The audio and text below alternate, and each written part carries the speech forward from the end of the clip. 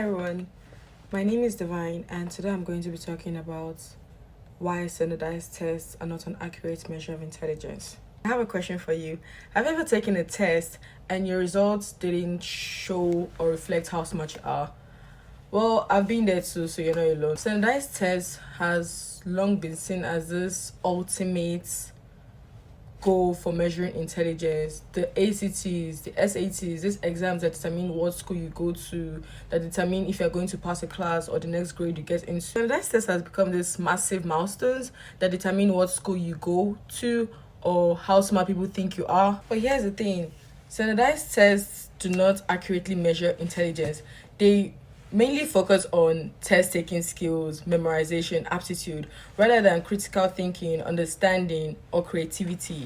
Today, we are going to dive into why that is and how this flawed system affects students and what we can do to make it better. I remember this girl from high school, super smart, very creative. She loved art and she was super talented, but whenever it came to standardized tests, she would panic and not do so well. This was because the test didn't fit the way she thought, the way she learned, the way she expressed herself.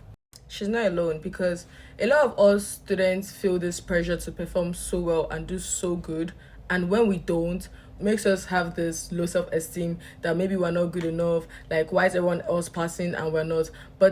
And then it's really heartbreaking because some of us study so many hours for a test, for an exam, only to come out with grades that don't even reflect the effort we put in. Science backs this up.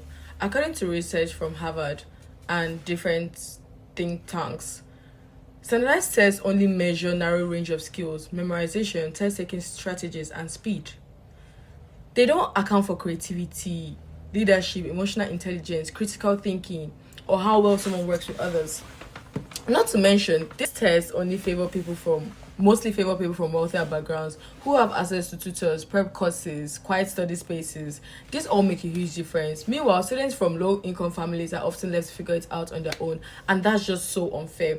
This system, standardized testing, is a system built to favor the privileged while disadvantaging others. And let's be real, how many of us has used the Pythagorean theorem in real life recently? So if these tests aren't measuring real intelligence and they're favoring certain groups, why are we still using them? And I know many of you ask, if not standardized tests, then what?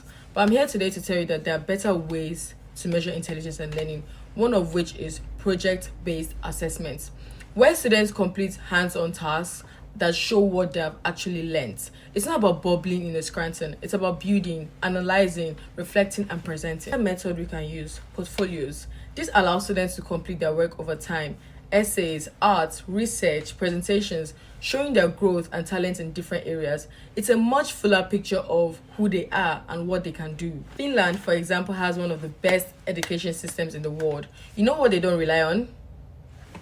Standardized tests.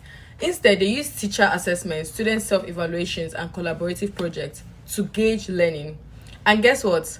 Their students consistently perform well academically and report high satisfaction with their education. Now, instead of being told you're just not good at English because your essay didn't turn out great, they would hear you're a great storyteller and they will feel seen for who they really are and not just reduced to a number. Here's the bottom line, standardized tests don't tell the whole story. They measure a very limited definition of intelligence, often exclude diverse talents, and reinforce systematic inequalities. ISTEM admits that and move forward toward a more human, holistic approach. If we truly care about the future of our students, we need to stop relying on standardized tests as the gold and ultimate standard of measuring intelligence. Intelligence is complex. It's creative, emotional, and personal.